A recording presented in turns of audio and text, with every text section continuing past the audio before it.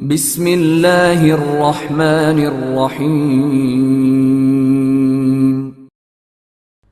تاریخ میں ہرقل کی اس وقت کی کیفیت اتنی سے ہی لکھی ملتی ہے کہ اس کا چہرہ مرجھایا ہوا، سر جھکا ہوا اور کندھے سکڑے ہوئے تھے۔ اس کے دل کو اس خیال نے بہلایا ہوگا کہ ابھی پورے کا پورا مصر اس کے قبضے میں ہے اور وہ وہاں جا کر فوج کو تیار کرے گا اور پھر شام پر حملہ کر کے مسلمانوں سے انتقام لے گا۔ ہرقل کا قافلہ کوئی چند ایک افراد کا قافلہ نہیں تھا جو قسطنطنیہ جا رہا تھا۔ مصر اور شام کی بے انداز حسین ترین لڑکیوں کا حرم بھی ساتھ تھا، محافظ دستہ بھی تھا، اور روحا میں جو تھوڑی سی فوج موجود تھی وہ بھی ساتھ جا رہی تھی۔ یہ قافلہ پہاڑیوں کے اندر اندر عام راستے سے ہٹ کر جا رہا تھا۔ یہ ایک احتیاط تھی جو اس لیے کی گئی تھی کہ راستے میں مسلمانوں کا کوئی دستہ دیکھ نہ سکے۔ ہرقل لڑائی سے کترا رہا تھا۔ اس نے ایک حفاظتی تدبیر اور بھی اختیار کی تھی، وہ یہ کہ عام قسم کے مسافروں اور غریب لوگوں کے بھیس میں چند آدمی بہت آگے بھیج دیے تھے۔ ان کے ذمے کام یہ تھا کہ جہاں کہیں دور یا قریب مسلمانوں کا کوئی دستہ نظر آئے تو فوراً پیچھے آ کر اطلاع دیں تاکہ راستہ بدل لیا جائے۔ راستے میں ایسا ایک خطرہ آ ہی گیا۔ مسلمانوں کے 3-4 سوار دستے مراش سے ایک اور مقام دلوک کی طرف جاتے نظر آئے۔ اس وقت ہرقل ایک مشہور مقام شمشاد کے قریب پہنچ چکا تھا اور اس کا ارادہ وہیں رات گزارنے کا تھا۔ اس کے جاسوس جو بہت آگے آگے جا رہے تھے، ان میں سے ایک سرپٹ گھوڑا دوڑاتا آیا اور ہرقل کو اطلاع دی کہ مسلمانوں کے سوار دستے شمشاد کی طرف آ رہے ہیں۔ ہرقل نے فوراً کوچ کا حکم دے دیا اور اپنے قافلے کو قریبی پہاڑیوں کے اندر لے گیا اور سفر نہ صرف جاری رکھا بلکہ رفتار تیز تیز کر دی۔ وہ خوش قسمت تھا کہ اس وقت وہاں سے کھسک گیا اور پہاڑیوں میں روپوش ہو گیا۔ وہ جو سوار دستے دیکھے گئے تھے ان کے سالار خالد بن ولید رضی اللہ تعالیٰ عنہ تھے۔ وہ ان دستوں کے ساتھ دلوک کی طرف جا رہے تھے، لیکن اس مقام سے اطلاع دی گئی تھی کہ رومی فوج کی کچھ نفری اور وہاں کے لوگ باغی ہوتے جا رہے ہیں۔ کیونکہ اس مقام سے اطلاع دی گئی تھی کہ رومی فوج کی کچھ نفری اور وہاں کے لوگ باغی ہوتے جا رہے ہیں، تاریخ کے مطابق خالد بن ولید رضی اللہ تعالیٰ عنہ نے فوراً وہاں پہنچ کر بغاوت کو اٹھنے سے پہلے کچل ڈالا۔ تاریخ اسلام کے اس عظیم سپہ سالار کو معلوم نہ ہو سکا کہ ایک بڑا ہی موٹا شکار ان کی نظروں سے ان کے ہاتھ سے نکل گیا ہے۔ مشہور مصری تاریخ نویس محمد حسین ہیکل نے کئی ایک مورخوں کے حوالے سے لکھا ہے کہ ہرقل جب اس پہاڑی خطے سے آگے نکلا تو ایک بلند مقام پر پہنچ کر اس نے پیچھے دیکھا۔ اسے چھوٹی بڑی بستیاں نظر آئیں اور افق تک پھیلا ہوا ملک شام بھی نظر آیا۔ اس نے آہ لی اور کہا، آخری سلام اے سرزمین شام، اب کوئی رومی بے دھڑک تیری زمین پر قدم رکھنے کی جرت نہیں کر سکے گا۔ الوداع اے سرزمین شام۔ ہرقل کے لیے قسطنطنیہ کا راستہ محفوظ نہیں رہا تھا۔ اس نے شام کی سرحد سے کچھ دور غیر معروف سا ایک مقام بزنطیہ کا رخ کر لیا۔ المقریزی نے ہرقل کی اس وقت کی کیفیت ان الفاظ میں بیان کی ہے کہ ہرقل بزنطیہ میں اس طرح داخل ہوا جیسے اپنے جنازے کے ساتھ اپنی آخری رسم ادا کرنے آیا ہو۔ شمع بجھنے کو آتی ہے تو کچھ دیر ٹمٹماتی ہے اور پھر آخری بار اس کی لو بھڑکتی اور بجھ جاتی ہے۔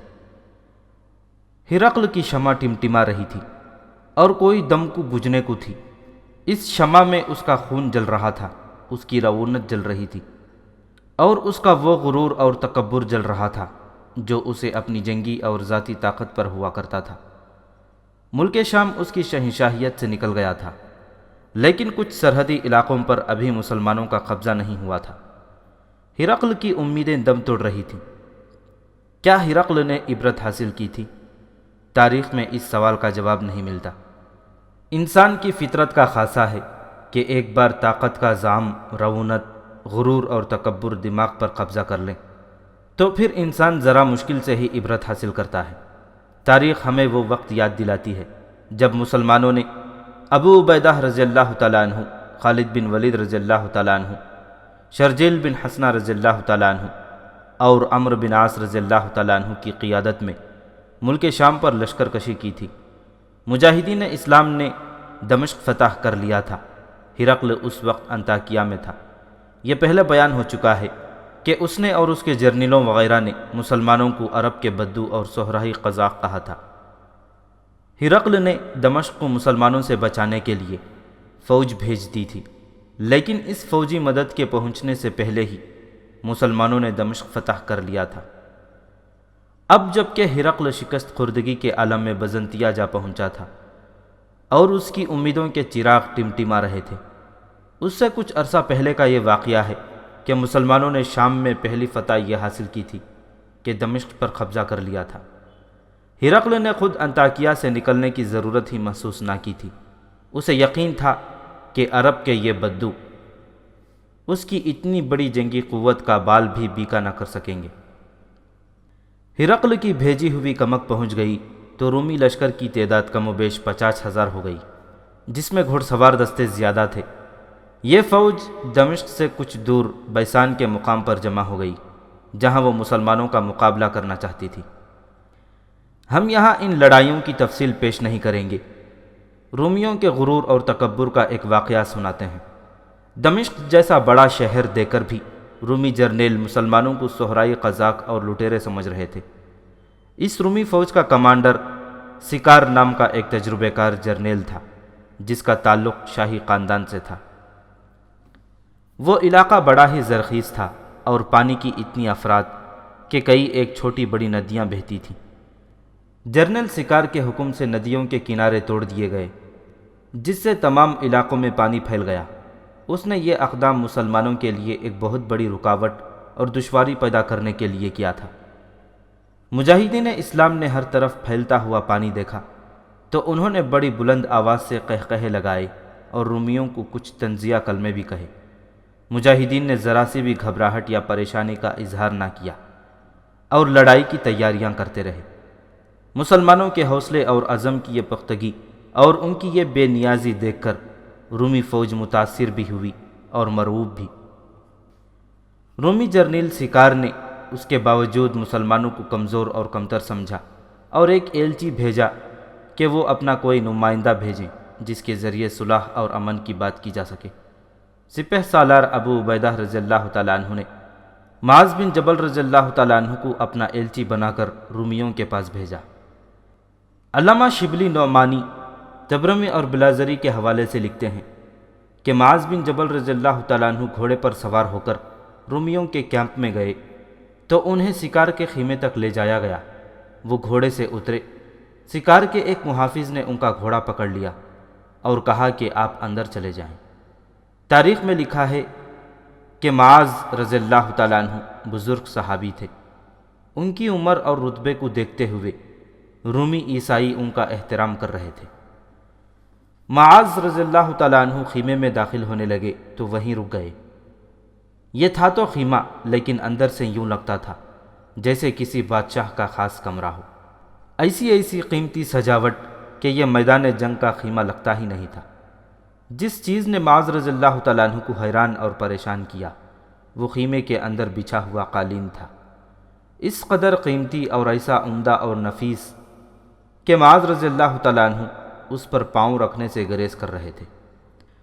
رومی جرنیل سکار نے انہیں آگے آ کر بیٹھنے کو کہا۔ وہاں سبھی لوگ اور سکار بھی فرش پر بچھے ہوئے قالین پر بیٹھے تھے۔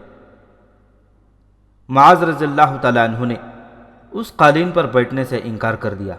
ان کے درمیان جو باتیں ہو رہی تھیں وہ ایک ترجمان کے ذریعے ہو رہی تھیں۔ سکار چونکہ رومی تھا اس لیے وہ اس خطے کی زبان نہیں بولتا تھا، نہ سمجھتا تھا۔ آپ اس قالین پر بیٹھ سکتے ہیں، سکار نے کہا، اس پر صرف غلاموں کو پاؤں رکھنے کی اجازت نہیں۔ میں مسلمان ہوں، اس قالین پر نہیں بیٹھوں گا، معاذ رضی اللہ تعالیٰ عنہ نے کہا۔ اس قالین سے مجھے غریب رعایا کے خون کی بو آ رہی ہے۔ یہ قالین غریب مزدوروں اور کسانوں کا حق چھین کر تیار کیا گیا ہے۔ قالین خیمے جتنا لمبا چوڑا نہیں تھا، زمین ننگی بھی تھی۔ معاذ رضی اللہ تعالیٰ عنہ زمین پر یعنی خیمے کی فرش پر بیٹھ گئے۔ ہم آپ کی عزت کرنا چاہتے تھے، سکار نے کہا، اگر آپ کو اپنی عزت کا خود ہی خیال نہیں تو یہ ایک مجبوری ہے۔ علامہ شبلی نعمانی مورخوں کے حوالے سے لکھتے ہیں کہ معاذ رضی اللہ تعالیٰ عنہ کو غصہ آ گیا اور وہ گھٹنوں کے بل کھڑے ہو گئے، یعنی پوری طرح نہ اٹھے۔ اپنے اس جرنیل کے دماغ میں میری یہ بات ڈال دو۔ معاذ رضی اللہ تعالیٰ عنہ نے ترجمان سے کہا، اسے کہو کہ تم قالین پر بیٹھنے کو عزت سمجھتے ہو تو مجھے اس کی پرواہ نہیں۔ ہمارے ہاں عزت کا تصور کچھ اور ہے۔ اگر زمین پر بیٹھنا غلاموں کا شیوا ہے تو میں ہوں ہی ایک غلام، لیکن اپنے اللہ کا۔ معاذ رضی اللہ تعالیٰ عنہ پھر بیٹھ گئے، لیکن رومی جرنیل اور اس کے ان افسروں کو جو وہاں موجود تھے حیرت زدہ کر دیا۔ آپ کے اس لشکر میں آپ سے بھی بڑھ کر کوئی ہے؟ جرنیل سکار نے پوچھا۔ معاذ اللہ، یہی کافی ہے کہ میں کسی سے بدتر نہیں ہوں۔ سب حاضرین محفل خاموش ہو گئے اور ایک دوسرے کے منہ کی طرف دیکھنے لگے۔ معاذ رضی اللہ تعالیٰ عنہ نے یہ بات ایسے دانشمندانہ اور پر اعتماد انداز سے کہی تھی کہ سب متاثر ہوئے، لیکن وہ ظاہر نہیں کرنا چاہتے تھے کہ انہوں نے کوئی اثر قبول کیا ہے۔ معاذ رضی اللہ تعالیٰ عنہ کی نگاہیں ان سب پر گھوم گئیں اور کسی نے کوئی اور بات نہ کی۔ ان سے کہو کوئی بات کریں۔ معاذ رضی اللہ تعالیٰ عنہ نے ترجمان سے کہا، اگر انہیں کچھ نہیں کہنا تو میں واپس چلا جاتا ہوں۔ ترجمان نے جب رومی زبان میں اپنے جرنیل کو بتایا کہ انہوں نے کیا کہا ہے تو وہ بولا، ہم آپ سے صرف ایک بات پوچھنا چاہتے ہیں۔ جرنیل سکار نے کہا، ملک حبشہ آپ کے قریب ہے، دوسرے ملک بھی ہیں، پھر آپ نے ادھر کا رخ کیوں کیا ہے؟ کیا آپ کو معلوم نہیں کہ ہمارا بادشاہ سب سے بڑا بادشاہ ہے؟ ہماری فوج کی تعداد آسمان کے ستاروں اور زمین کے ذروں کے برابر ہے۔ کیا آپ یہ سوچ کر ادھر آئے ہیں کہ ہمیں شکست دے سکیں گے؟ ناممکن۔ ہم یہ درخواست لے کر آئے ہیں جو دراصل اللہ کا پیغام ہے۔ معاذ بن جبل رضی اللہ تعالیٰ عنہ نے کہا، اسلام قبول کر لیں، ہمارے قبلے کی طرف منہ کر کے ہم جیسی عبادت کریں، شراب اور خنزیر کا گوشت چھوڑ دیں، یہ دونوں چیزیں حرام ہیں، اور ہر طرح کی حرام کاری اور شاہانہ عیش و عشرت چھوڑ دیں۔ اگر ہم آپ کی درخواست قبول نہ کریں تو، سکار نے رعونت بھرے لہجے میں کہا، تو پھر جزیہ دیں۔ معاذ رضی اللہ تعالیٰ عنہ نے جواب دیا، اگر یہ بھی منظور نہیں تو پھر فیصلہ تلوار کرے گی۔ اگر آپ کی تعداد ستاروں کے برابر ہے تو ہمیں اللہ کے ان فرمان پر بھروسہ ہے کہ ایسا اکثر ہوا ہے کہ ایک چھوٹی جماعت اللہ کے حکم سے ایک بڑی اور طاقتور جماعت پر فتح یاب ہوئی ہے۔ آپ کو اپنے بادشاہ پر بڑا ناز اور فخر ہے، لیکن آپ یہ نہیں دیکھ رہے کہ وہ بادشاہ اپنے آپ کو ہر قانون سے بالاتر سمجھتا ہے، اور آپ سب کی جان مال اور آبرو اس کے اختیار میں ہے۔ لیکن ہم نے جس کو اپنا بادشاہ بنا رکھا ہے وہ اپنے آپ کو ہم سب سے بڑا اور برتر نہیں سمجھتا، ہم اسے خلیفہ کہتے ہیں۔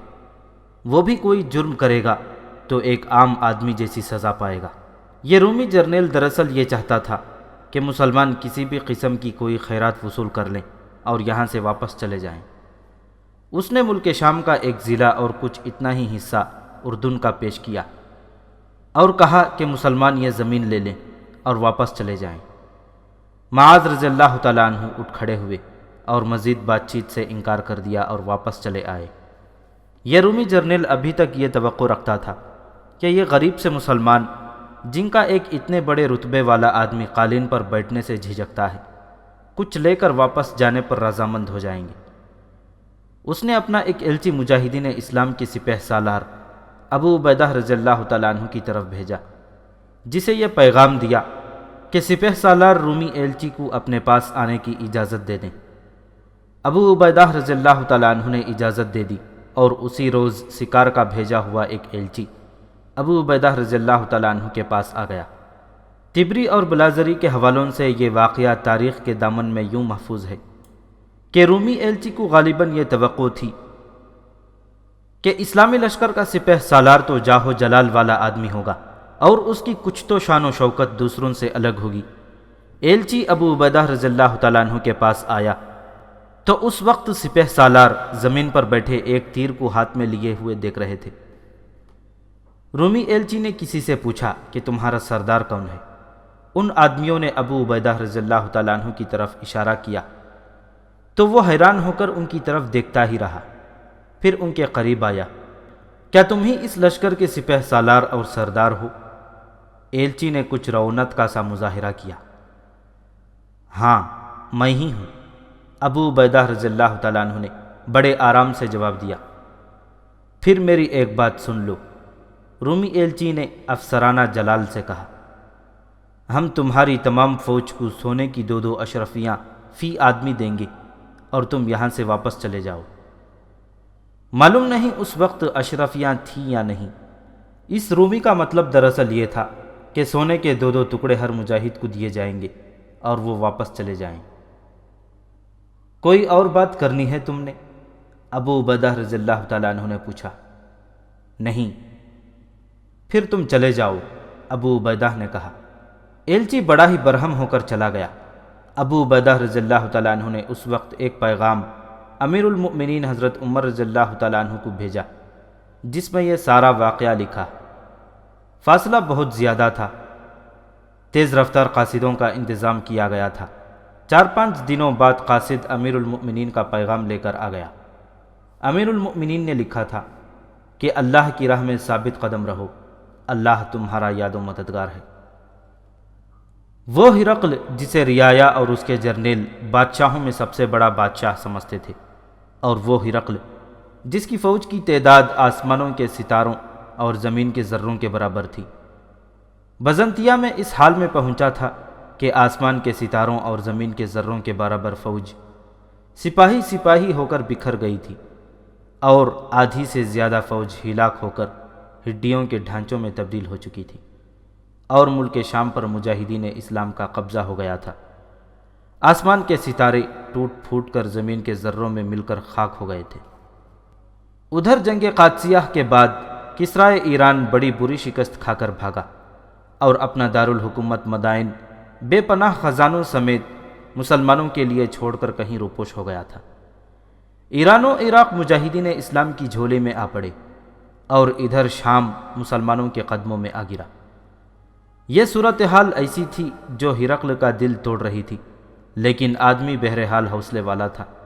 اس نے اطمینان سے اس صورتحال کا اور اپنی جنگی طاقت کا جائزہ لیا تو اس کا ٹوٹا پھوٹا حوصلہ پھر سے قائم ہونے لگا۔ اس کے مشیروں نے بھی اس سے کہا کہ ابھی آدھی فوج مارے جانے سے اور شام ہاتھ سے نکل جانے سے روم کی شہنشاہی کے لیے اتنا نقصان نہیں جتنا سمجھا جاتا ہے۔ ابھی مصر ان کے پاس تھا اور مصر میں بے شمار فوج تھی۔ مشیروں نے ہرقل سے کہا کہ وہ مصر سے فوج منگوائے اور تیاری کر کے مسلمانوں پر جوابی حملہ کیا جائے۔ ہرقل کی اس وقت کی ذہنی کیفیت کے متعلق مورخوں نے لکھا ہے، بزنطیہ میں پہنچ کر جب اسے یہ محفوظ پناہ مل گئی اور کچھ آرام اور سکون بھی مل گیا تو اسے مشیروں کے مشورے بڑے ہی اچھے لگے۔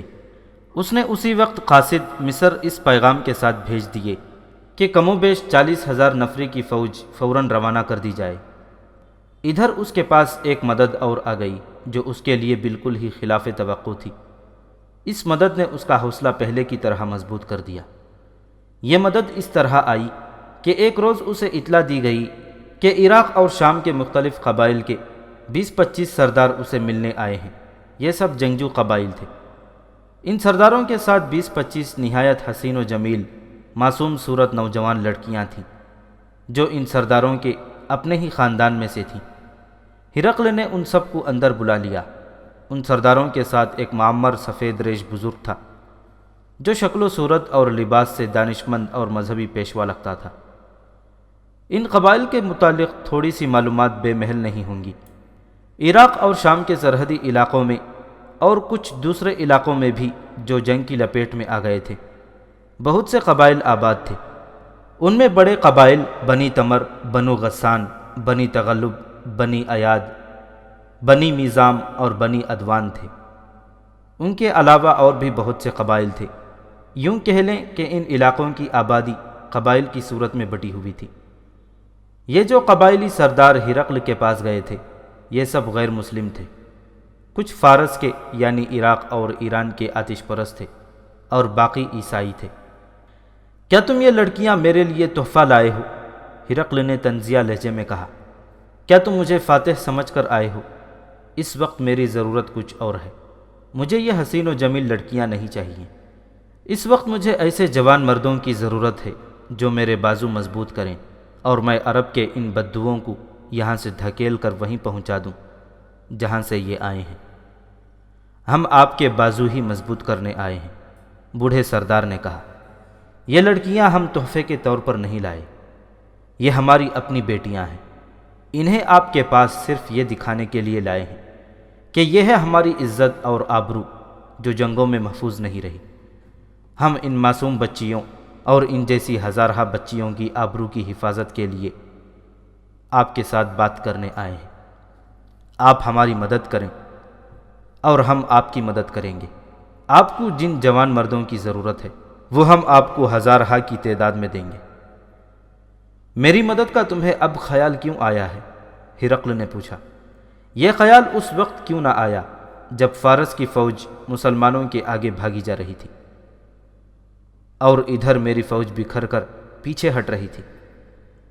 یہ واقعہ بیان کرنے سے ہمارا مقصد صرف یہ ہے کہ بیان کیا جا سکے کہ ہرقل کے اقتدار کی شمع آخری بار پھر کس طرح بھڑکی، اور جب بجھ گئی تو وہ شام سے مصر تک کیوں اور کس طرح پہنچا۔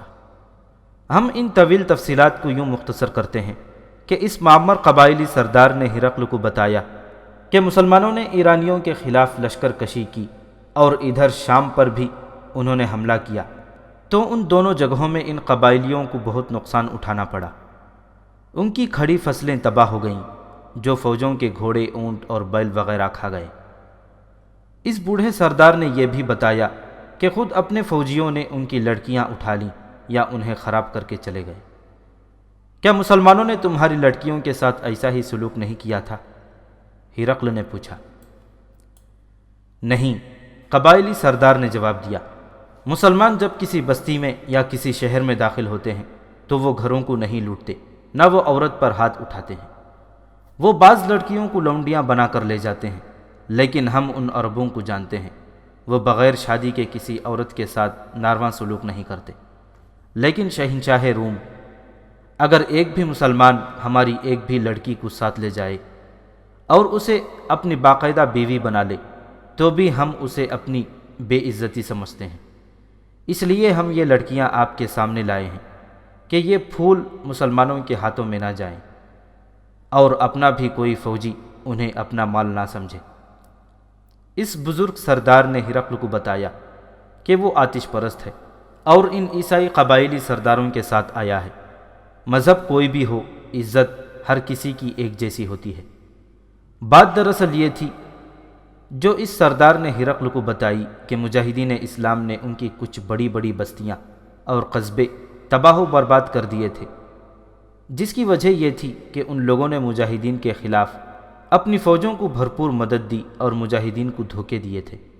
یہ سب قبائلی سردار ہرقل کو یہ کہنے آئے تھے کہ اب مسلمانوں نے ملک شام بھی فتح کر لیا ہے اور وہ کچھ اور بستیاں اجاڑ دیں گے، اس لیے وہ ہرقل کو قبائلیوں کی پوری فوج دینا چاہتے ہیں۔ اے روم کے شہنشاہ، اس معمر سردار نے کہا، میری عمر دیکھیں، زمانے کے کتنے ہی نشیب و فراز دیکھے ہیں، میں آپ کے چہرے پر مایوسی اور تذبذب دیکھ رہا ہوں۔ اپنے آپ کو شکست خوردہ نہ سمجھیں، آج شکست ہوئی ہے تو کل فتح بھی ہو سکتی ہے۔ مصر سے مزید فوج منگوائیں اور ہم آپ کو اپنی فوج دیں گے۔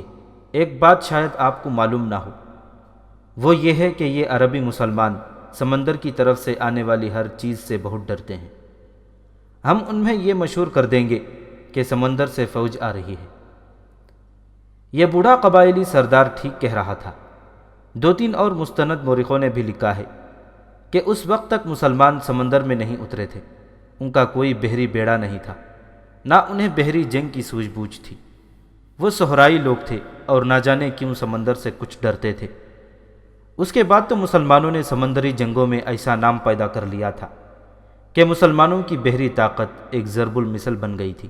ہرقل نے جب ان سرداروں کی یہ پیشکش سنی تو اس نے انہیں پہلی بات یہ بتائی کہ مصر سے اس کی فوج آ رہی ہے اور قبائلی فوراً اس کے پاس مسلح ہو کر پہنچ جائیں۔ یہ سردار جب جانے لگے تو ہرقل نے یا اس کے شاہی خاندان کے کسی اور فرد نے یا کسی مشیر نے یہ مشورہ دیا کہ اتنی خوبصورت اور نوجوان لڑکیوں کو سفر پر واپس نہ بھیجا جائے، بلکہ ہرقل کے محل میں ہی رہنے دیا جائے، جہاں یہ بالکل محفوظ رہیں گے۔ مجاہدین اسلام کے تمام سالار مفتوحہ شہروں اور علاقوں کے انتظامات میں مصروف تھے۔ فتح کے بعد ایسے مسائل اور ایسی افراتفری پیدا ہو جاتی ہے کہ ان کی طرف فوری توجہ بہت ضروری ہو جاتی ہے۔ ابھی یہ خطرہ بھی باقی تھا کہ کہیں بغاوت بھی ہو سکتی ہے۔ رومی فوجی کہیں کہیں چھپے ہوئے بھی تھے۔ سالار ادھر مصروف تھے، اس لیے انہیں پتہ نہیں چل سکا کہ ہرقل پھر فوج اکٹھی کر رہا ہے اور مصر کی بندرگاہ اسکندریہ سے مزید فوج آ رہی ہے، اور غیر مسلم قبائل ایک فوج کی صورت میں منظم ہو کر ہرقل تک بزنطیہ پہنچ رہے ہیں۔ ہرقل ایک بار پھر ذہنی اور جسمانی طور پر بیدار ہو گیا تھا۔ کچھ دنوں بعد مصر سے چلی ہوئی فوج بحری جہازوں کے ذریعے ساحل سے آ لگی۔ ہرقل نے اپنے آدمی وہاں بھیج رکھے تھے۔ وہ فوج کو ایک ایسے مقام تک لے گئے جو ہرقل نے انہیں بتایا تھا۔ یہ مقام اس وقت کے ایک مشہور شہر حمص کے قریب تھا۔ قبائلیوں کے جو لشکر آ رہے تھے انہیں بھی ہرقل اسی مقام کی طرف بھیج رہا تھا۔ اس ساری فوج کا کمانڈر ہرقل کا اپنا بیٹا قسطنطین تھا۔ تاریخ میں لکھا ہے کہ یہ بیٹا ایسے جوش اور بھڑکے ہوئے جذبے سے آیا تھا کہ اپنے باپ کی شکست کا انتقام لے گا اور اس شکست کو فتح میں بدل دے گا۔ مصر سے آئی ہوئی ہرقل کی فوج اور قبائلی لشکر ایسے انداز سے اور ایسی ترتیب میں حمص کے ارد گرد اکٹھے ہو گئے کہ حمص جیسا بڑا اور اہم شہر محاصرے میں آ گیا۔ لیکن یہ محاصرہ قریب نہیں تھا، بلکہ اتنی دور تھا کہ مسلمانوں کو اس کا پتہ ہی نہ چل سکا۔ علاقہ پہاڑی تھا اور کچھ جنگلات بھی تھے، جن سے رومیوں نے یہ فائدہ اٹھایا کہ اپنے آپ کو چھپائے رکھا۔ ابھی قبائلیوں کے اور لشکر آنا تھا، اس لیے یہ لوگ محاصرہ تنگ نہیں کر رہے تھے۔ مجاہدین اسلام کے سپہ سالار ابو عبیدہ رضی اللہ تعالیٰ عنہ حمص میں ہی تھے اور یہی مجاہدین کا ہیڈ کوارٹر بھی تھا۔ دوسرے سالار دوسرے شہروں میں مصروف تھے۔ ابو عبیدہ نے اپنے جاسوس باہر بھیجنے کی ضرورت ہی محسوس نہ کی، کیونکہ رومیوں کی طرف سے حملے کا خطرہ ختم ہو گیا تھا۔ ہرقل کے متعلق معلوم ہو گیا تھا کہ وہ بزنطیہ میں ہے اور وہاں سے بھی نکل جائے گا۔ ایک روز ابو عبیدہ رضی اللہ تعالیٰ عنہ کو کسی طرح معلوم ہوا کہ رومی ایک بار پھر منظم ہو کر حمص کے قریب آ رہے ہیں یا آنے کا ارادہ رکھتے ہیں۔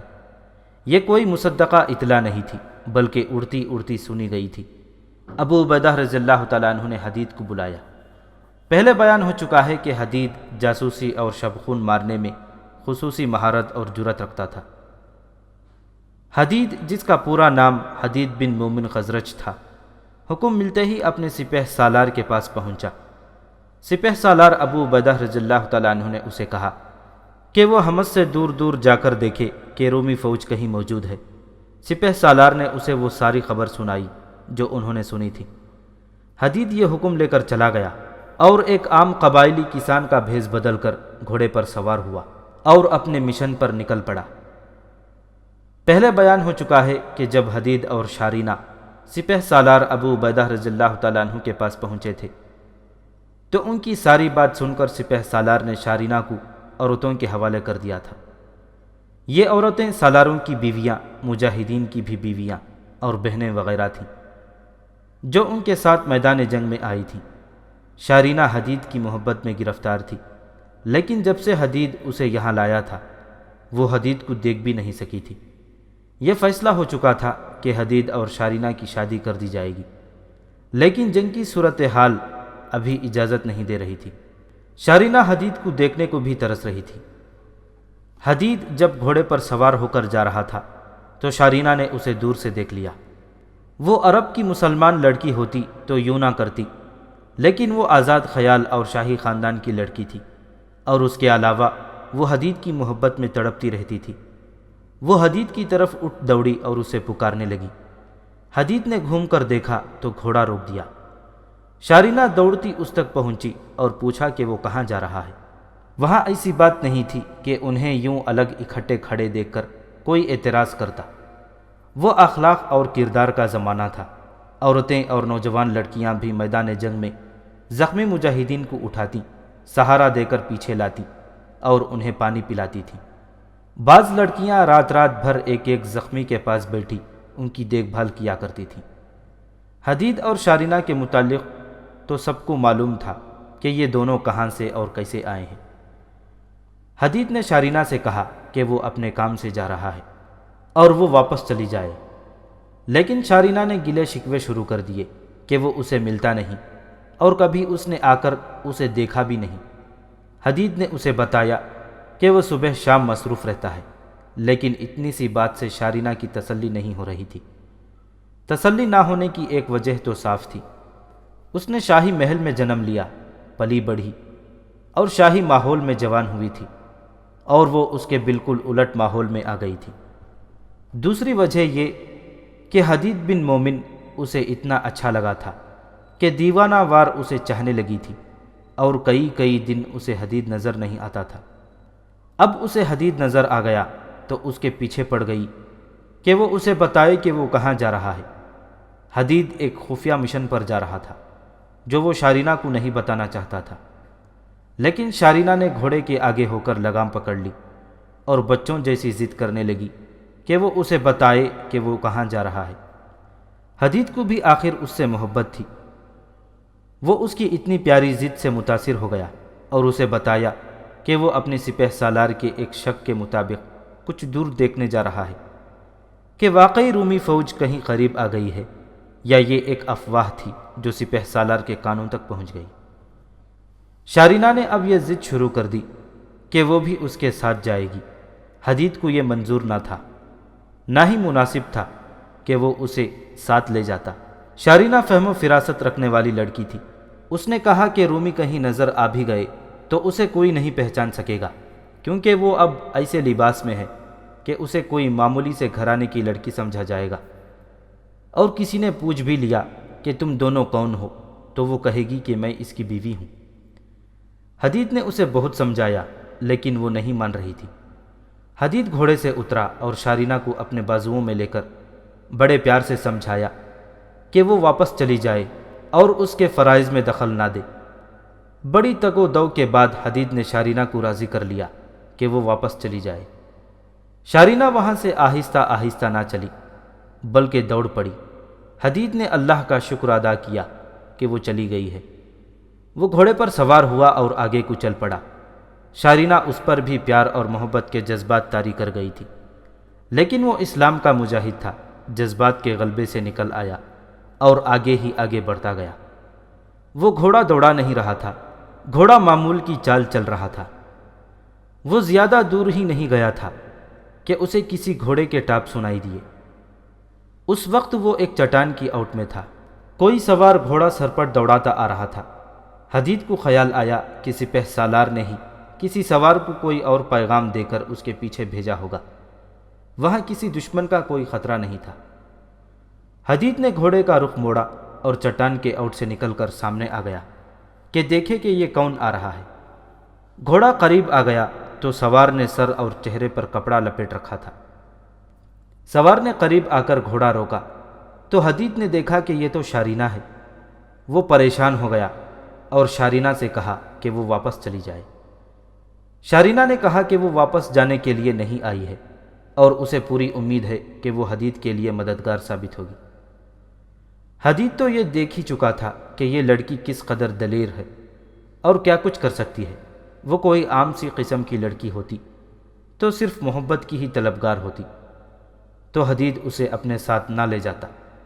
اس نے سوچ کر یہی بہتر سمجھا کہ شارینہ کو ساتھ لے جائے۔